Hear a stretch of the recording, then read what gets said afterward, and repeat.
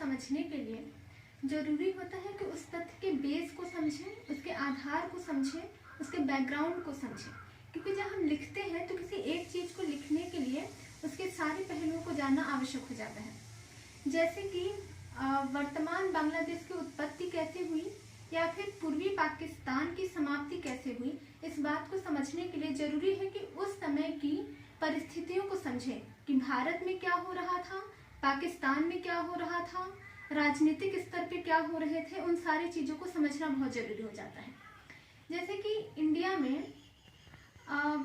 उस समय चुनाव हो रहे थे, 1970 का चुनाव और फिर उसके हर 5 साल बाद चुनाव होते रहे। 1952 से ये था कि लोकसभा का चुनाव और विधानसभा का चुनाव एक साथ हो रहे थे। जैसे कि वर्तमान समय में ये मांग की जा रही है कि लोकसभा का चुनाव और विधानसभा का चुनाव एक साथ कराएं। उससे समय की बचत होगी, पैसे की बचत होगी और स्थानीय मुद्दों को, क्षेत्रीय मुद्दों को उठाने में आसानी होगी कि हम ग्राउंड लेवल पे काम करें, सिर्फ राष्ट्रीय स्तर को ना रखें, ग्राउंड वाली चीज़ों को भी रखें। इसलिए केंद्र के चुनाव को, राज्य के चुनाव को, लोकसभा और विधानसभा के चुनाव को एक साथ कराने की बात की जा रही है। पहले ऐसा होता था शुरू में, 1992 से जब चुनाव होना शुरू हुआ तो लोकसभा और विधानसभा के चुनाव साथ में होते थे। फिर इसी क्रम में 1972 में चुनाव होना था। कांग्रेस की सरकार थी उस समय और इंदिरा गांधी जी ने 1970 में ही चुनाव की घोषणा कर दी। लोकसभा के चुनाव की 1970 में ही घोषणा कर दी। 1970 में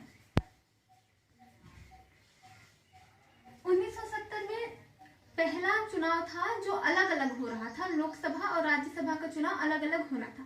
1970 में लोकसभा का चुनाव हुआ जिसमें इंदिरा गांधी जी जीती और 1971 में कांग्रेस की सरकार भारत में बनी। 1971 में इंदिरा गांधी जी की सरकार बनी और उस समय विधानसभा के जो चुनाव हुए थे उसमें भी, राज्यों में भी लगभग 13 राज्यों में कांग्रेस की सरकार थी और केंद्र में भी बहुमत में इंदिरा गांधी जी की सरकार आई। आप समझ सकते हैं कि इंदिरा गांधी जी के पास उस समय कितना पावर था कि केंद्र में उनकी सरकार है और साथ ही साथ लगभग 13 राज्यों में उनकी सरकार है।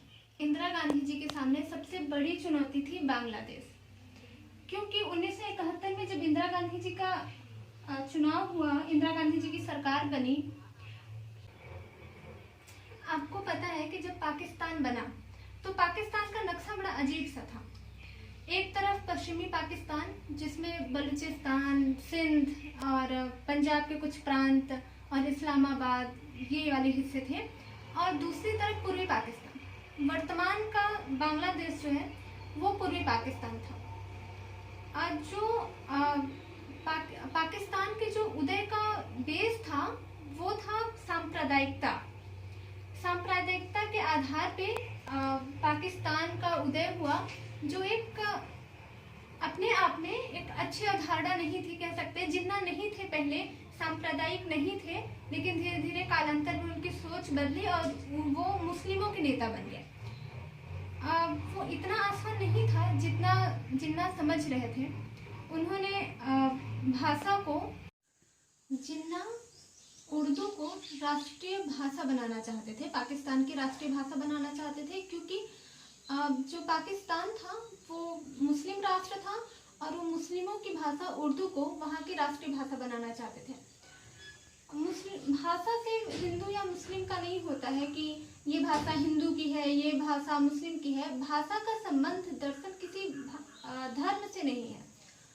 उर्दू भाषा क्या है? जो हिंदी भाषा है उसका ग्रामर और जो फारसी भाषा के कुछ छंदों के अनुपात को मिला के, जिसमें फारसी ज़्यादा हो, उसको मिला के उर्दू भाषा अस्तित्व में आया।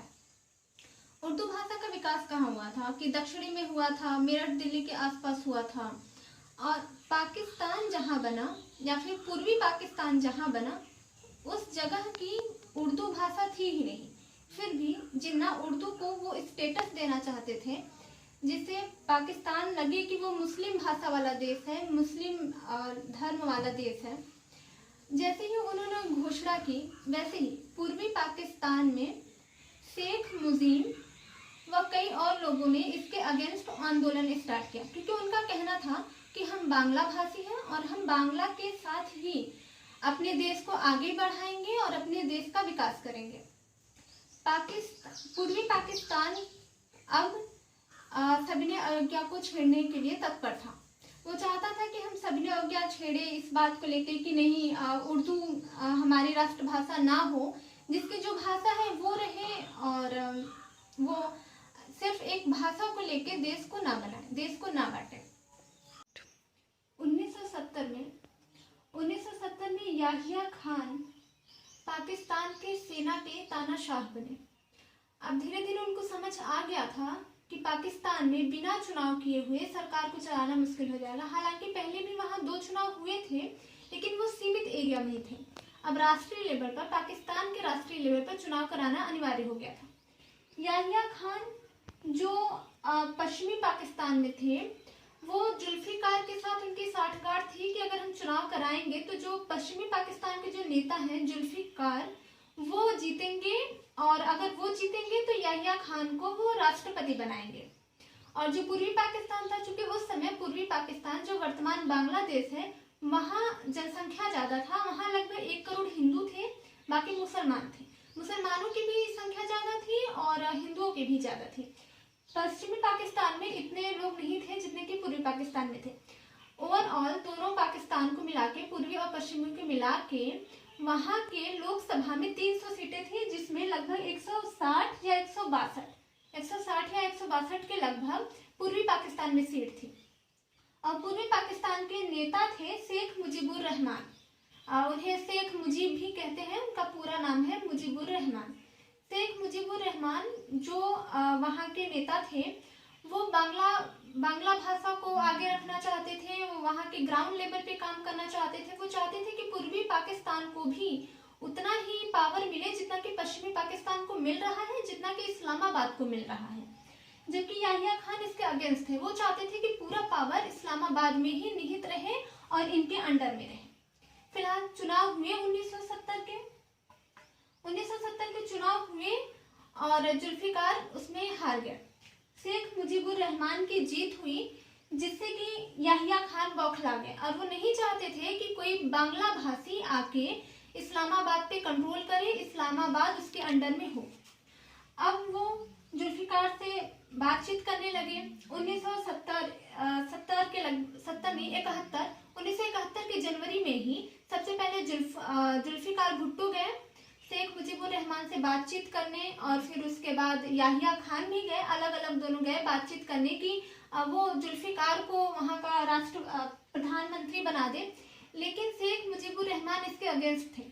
वो चाहते थे कि नहीं, जब वो चुनाव जीते हैं तो वो वो प्रधानमंत्री बने और वो पूर्वी पाकिस्तान को भी उसका हक दिलवाएं।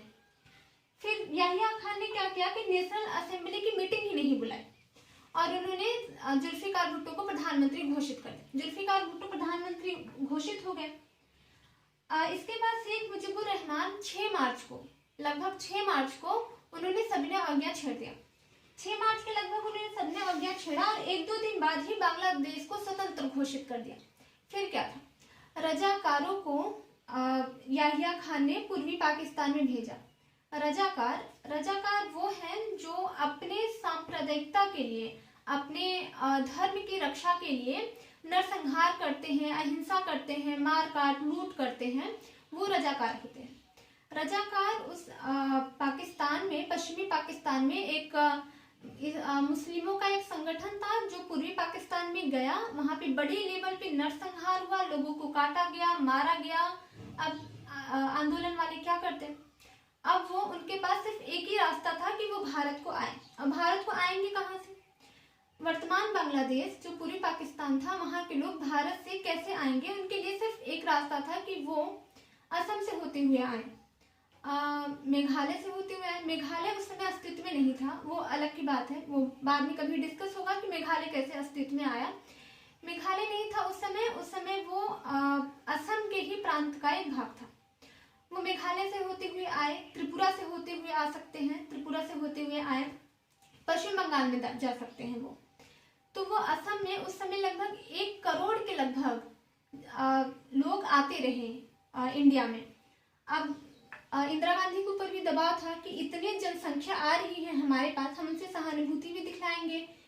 अब इंदिरा गांधी जी के सामने एक बड़ी समस्या थी कि हम इतने सारे लोगों के आवास का प्रबंध कैसे करें, उनके खाने पीने का प्रबंध कैसे करें, और हम उन्हें भगा नहीं सकते थे क्योंकि हमारा देश पंथ निरपेक्ष है और हमारे यहाँ आने वाले शरणार्थियों को हमें जगह देना ही था। लेकिन अब हम उसके पश्चिमी पाकिस्तान के अगेंस्ट बोलना भी जरूरी हो गया था हमारा, क्योंकि वो लगातार लोगों को वहां पे नरसंहार हो रहा था, लोग आ रहे थे, भारत के ऊपर भी दबाव पड़ रहा था। रजाकार संगठन जो नरसंहार कर रहा था पूर्वी पाकिस्तान में 25 मार्च को आया था, 25 मार्च 1971।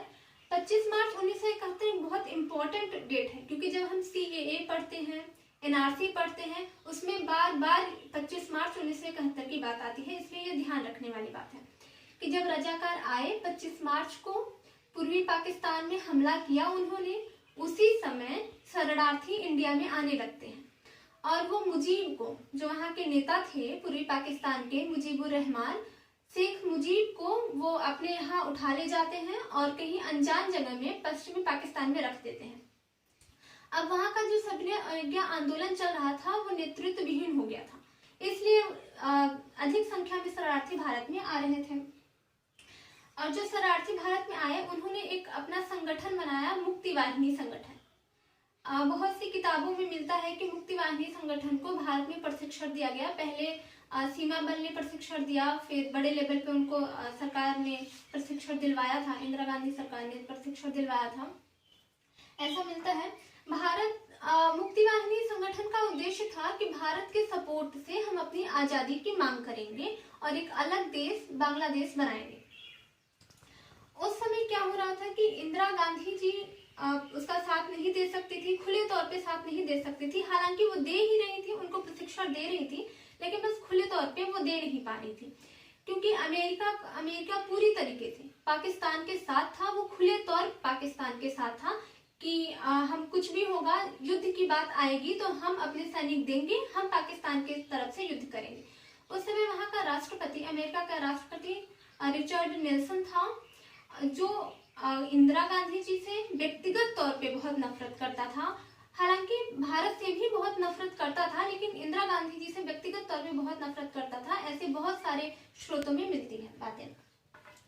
1949 में चीन में माओ शासन आया था, जिसने चिट्ठी लिखकर पश्चिमी पाकिस्तान को कहा था कि अगर युद्ध होगा तो हम तुम्हारे साथ होंगे। चिट्ठी लिख के कहा था, जो उस समय के पश्चिमी पाकिस्तान के अखबारों में भी छपी थी कि चीन हमारे साथ है, उन्होंने हमको चिट्ठी लिखा है। और जो चिट्ठी में लिखा हुआ था वो वहां के पेपर में भी छपा हुआ था, पाकिस्तान के पेपर में भी छपा हुआ था। लगभग 8 महीने तक कुछ नहीं किया गया सीधे तौर पे भारत की तरफ से। हालांकि कर ही रहे थे, लेकिन सीधे तौर पे कुछ नहीं कहा जा सकता था। और चाइना और अमेरिका, ये दोनों पाकिस्तान की तरफ से हो गए थे। भारत अकेला खुले तौर पे कर भी नहीं सकता था कुछ। और उस समय DP धर जो राजदूत थे USSR में, USSR ने उस समय भारत को प्रस्ताव भेजा, एक मैत्री संधि के लिए प्रस्ताव भेजा, जिसमें ये बातें थी कि अगर युद्ध होता है किसी भी राष्ट्र से, अगर इन दोनों में से USSR का या फिर भारत का, दोनों में से कोई भी किसी अन्य राज्य के साथ अगर युद्ध करता है तो दूसरा उसे सहयोग प्रदान करेगा। अब ये बड़ी बात है कि भारत कमजोर है, भारत आर्थिक स्थिति से भी कमजोर है, हर तरीके से कमजोर है, नया राष्ट्र बना था वो। फिर USSR जैसा इतना बड़ा देश जो आर्थिक रूप से भी सक्षम था, राजनीतिक रूप से भी सक्षम था, वो भारत की तरफ प्रस्ताव क्यों भेज रहा है।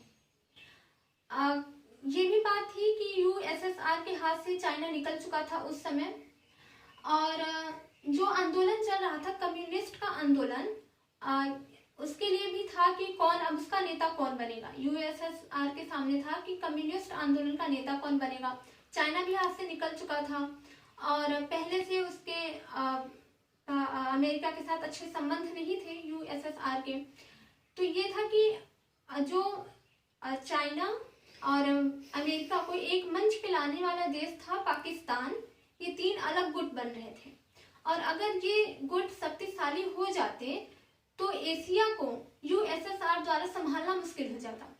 इसलिए यूएसएसआर चाहता था कि अगर वो भारत का साथ देगा और भविष्य में अगर जो बांग्लादेश बनता है वो भी उसके साथ होगा तो बैलेंस बना रहेगा दोनों में और एशिया को संभालना आसान होगा।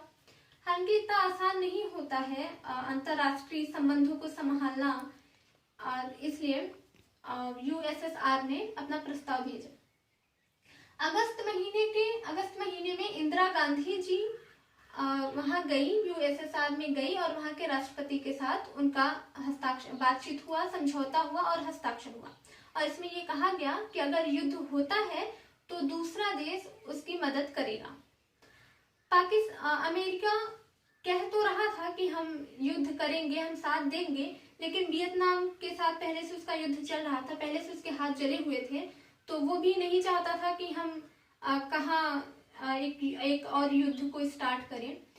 चाइना भी चिट्ठी लिख के बता तो रहा था कि हम युद्ध करेंगे तुम्हारे साथ, हम तुमको सहायता देंगे, लेकिन फिर भी वो गुड़ागड़ित करने वाला देश है और वो जानता है कि हम कहाँ कितना इन्वेस्ट करेंगे तो कितना उसका लाभ होगा, कितना हानि होगा, तो वो भी इतना नहीं आ रहा था। हालांकि अब युद्ध की बात खुले तौर पे सामने आ रही थी। भारत में ये विचार किया गया कि हम, अब मानसून आ गया था, अब ये था कि हम मानसून में अटैक नहीं करेंगे, क्योंकि मानसून में जो पश्चिमी पाकिस्तान के एरिया है वहाँ भी इतना अच्छा नहीं रह जाएगा। बारिश के मौसम में मानसून रहेगा कि हम युद्ध करें। और फिर असम में मेघालय, जो आपका मेघालय है, वहाँ भी युद्ध करना और पूर्वी पाकिस्तान से युद्ध करना इतना आसान नहीं रह जाएगा। जंगल वाला एरिया और दलदल हो जाएगी, वहाँ की भूमि दलदल हो जाएगी, अपनी सेना को भेजना आसान नहीं होगा। इसलिए भारत चाहता था कि मानसून के बाद सर्दियों में, ना सर्दियों के बाद ना सर्दियों के पहले, हम सर्दियों में अटैक करेंगे, जिससे ना तो चाइना आ पाएगा हमारे पास युद्ध करने के लिए, क्योंकि चाइना की तरफ से हिमालय की चोटियां जो है वो बर्फ से ढकी रहेंगी और चाइना आ नहीं पाएगा, और पाकिस्तान भी नहीं आ पाएगा, एक रास्ता पश्चिमी पाकिस्तान भी नहीं आ पाएगा युद्ध के लिए, क्योंकि शीत ऋतु रहेगी, वो भी हिमालय पार करके नहीं आ पाएगा। उसके पास सिर्फ एक जगह बचती है, या तो वो राजस्थान की तरफ से आए या फिर कच्छ की तरफ से आए, तो हमारे लिए युद्ध करना आसान हो जाएगा कि हम एक ही जगह पे फोकस कर पाएंगे। फिर सर्दियों में अब डिसाइड हुआ, खुले तौर पे तो नहीं, लेकिन इंदिरा गांधी जी डिसाइड कर चुकी थी कि हम 4 दिसंबर को युद्ध छेड़ेंगे। हाँ, लेकिन अब ये तो नहीं कर सकते थे कि पहले हम युद्ध छेड़े। अंतर्राष्ट्रीय स्तर पे बदनामी की बात थी कि भारत ने पहले युद्ध की घोषणा कर दी। हम चाहते थे कि पहले पाकिस्तान कोई गलती करे तब हम युद्ध को आरंभ करें। 3 दिसंबर को याहिया खान ने एक गलती की। 3 दिसंबर को उनके कुछ हवाई सैनिक, कुछ उनकी लड़ाकू विमान हमारे यहाँ आए और अटैक किए। अब हमारे यहाँ अब क्या चाहिए था, हम तो तत्पर थे कि हम युद्ध करें। अब हमें एक मुद्दा भी मिल गया था कि पहले उन्होंने अटैक किया। अब हम 4 दिसंबर 1971 में युद्ध की घोषणा किया गया। दिसंबर को पश्चिमी पाकिस्तान ने एक गलती की और उन्होंने अपने बहुत सारे हवाई जहाज को पश्चिम की तरफ, भारत के पश्चिम की तरफ भेजा। वो वहाँ के एयर बेस पे अटैक करना चाहते थे और वो चाहते थे कि हम बहुत सारी अंतर्राष्ट्रीय शक्तियों को लाएंगे, यूनाइटेड नेशन को लाएंगे और युद्ध को रफा दफा करेंगे और अपने पक्ष में चीज़ों को लेके आएंगे। लेकिन जब 3 दिसंबर को उन्होंने हमला किया तो अब भारत को मुद्दा मिल गया था कि पहले उन्होंने हमला किया तो अब हम हमला कर सकते हैं। उन्हें मुद्दा मिल गया था भारत को। इंदिरा गांधी जी ने कहा कि अब तुरंत हमला करो और इस युद्ध को जीतना है। 4 दिसंबर को भारत की तरफ से हमला हुआ और 3 दिसंबर लगभग 6 दिसंबर को, 2 दिन बाद ही, 4 दिसंबर को भारत ने हमला किया, भारत की तरफ से हुआ, और 2 दिन बाद ही 6 दिसंबर को बांग्लादेश को स्वतंत्र घोषित कर दिया गया। 13 दिसंबर आते आते पूरे ढाका को भारत के सैनिकों ने घेर लिया और अब वहां भारत का कब्जा था। 16 दिसंबर को हमारे तरफ से जो लड़ रहे थे पूर्वी कमांड के जनरल अरोड़ा, उन्होंने बहुत शानदार लड़ाई लड़ी और पूरे ढाका को अपने कब्जे में लिया। और 16 दिसंबर को उनकी सेनाओं को उनके 15,000 स्क्वायर किलोमीटर, जो पश्चिम की साइड है, पश्चिमी पाकिस्तान, पश्चिम की तरफ लगभग 15,000 स्क्वायर किलोमीटर एरिया को अपने कब्जे में ले लिया गया। अब 13 दिसंबर को उनके पूर्वी पाकिस्तान के नेता मुजीबुर रहमान को छुड़ाया गया। अब वो दिल्ली होते हुए ढाका गए। पहले वे दिल्ली में आए, इंदिरा गांधी जी से बातचीत की और उन्होंने मुजीबवाद दिया। मुजीबवाद में उनकी 4 बातें थी। पहली बात है नेशनलिज्म। अच्छी बात है, हर देश को चाहिए कि हम अपनी राष्ट्रीयता भावना को बचा के रखें, राष्ट्रीयता का विकास करें। उनका भी एक सिद्धांत था कि हम राष्ट्रीयता की भावना का विकास करेंगे। दूसरी जो विचार थी वो था सेक्युलरिज्म। पंथ निरपेक्ष होना ही चाहिए। वहाँ पे हिंदू भी थे, 1 करोड़ लगभग जनसंख्या हिंदू की भी थी, तो इसलिए पंथ निरपेक्ष भी होना चाहिए। और तीसरा उनका था डेमोक्रेसी।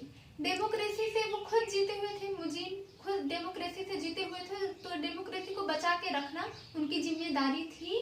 अतः उन्होंने अपने बाद में मुजीबवाद में ये तीसरी बातें डेमोक्रेसी भी रखी और सोशलिज्म में रखी चौथी बातें। समाजवाद को बढ़ाना और सामाजिक चीज़ों को साथ लेके चला, उनकी ये 4 बातें मुजीबवाद कहलाती हैं। फिर वो पाकिस्तान गए, ढाका गए, दिल्ली से होते हुए अब ढाका गए, जो अब पूर्वी पाकिस्तान नहीं बांग्लादेश बन चुका था। 6 दिसंबर 1971 को वो बांग्लादेश घोषित हो चुका था। और अब यूएसएसआर चाह रहा था कि अब युद्ध को समाप्त किया जाए, और क्योंकि अब हिंद महासागर में अमेरिका का भी जहाज आ रहा था। हालांकि वो सिर्फ गीदड़ भक्की थी, वो आते नहीं, युद्ध करते नहीं, क्योंकि पहले से उनके हाथ वियतनाम युद्ध में फंसा हुआ था, तो वो करते नहीं। लेकिन फिर भी ये था कि यूएसएसआर चाहता था कि अब युद्ध समाप्त किया जाए। जिस चीज को लेकर युद्ध हो रहा था वो अब खत्म हो चुका था। और चाइना भी कुछ नहीं किया, चाइना भी पाकिस्तान की तरफ से नहीं लड़ा। हालांकि पाकिस्तान के 93,000 सैनिकों को कब्जे में लिया गया था, उनके 15,000 स्क्वायर किलोमीटर एरिया को कब्जे में लिया गया था, फिर भी चाइना नहीं आया। उनका चिट्ठी लिखना, सिर्फ बताना कि हम उनके साथ हैं, वो सिर्फ ऐसी था। बहुत कैलकुलेशन करता है चाइना, वो अपना लाभ हानि देख के काम करता है। तो अब यूएसएसआर चाहता था कि अब बस हो, अब इसको खत्म किया जाए। और फिर बाद में ये उसका दबाव था कि हम संधि करें उसके साथ। ये बात की बात है कि जुल्फिकार भुट्टो आए, उनके 53,000 सैनिकों को छोड़ा गया। शिमला समझौता हम आगे के टॉपिक में देखेंगे, ये बात की बात है। अभी तक तो सिर्फ इतना है कि कैसे बांग्लादेश अस्तित्व में आया और कैसे पूर्वी पाकिस्तान का अस्तित्व खत्म हुआ। आगे की वीडियो में हम देखेंगे कि इनके सैनिकों का और इनके जमीन का क्या किया गया। और जो जनरल नियाजी उनकी तरफ से लड़े थे पाकिस्तान की तरफ से, और हमारी तरफ से जनरल अरोड़ा लड़े थे। फिर नियाजी से कैसे समझौता हुआ, जुल्फिकार भुट्टो आए, शिमला में आए, इंदिरा गांधी जी से बात हुई, शिमला समझौता हुआ, संधि हुई, एक एलओसी लाइन बनी कि हम इस मर्यादा को निभाएंगे, एलओसी लाइन क्रॉस नहीं करेंगे, और उनके सैनिकों को छोड़ा गया। कैसे हम अपनी जितने भी समस्याएं हैं, कश्मीर सहित जितनी भी समस्याएं होंगी, हम उस पर बातचीत के द्वारा ही अपनी चीज़ों को सुलझाएंगे और दोबारा से युद्ध जैसी बातें ना हो, इस बारे में भी संधि हुई।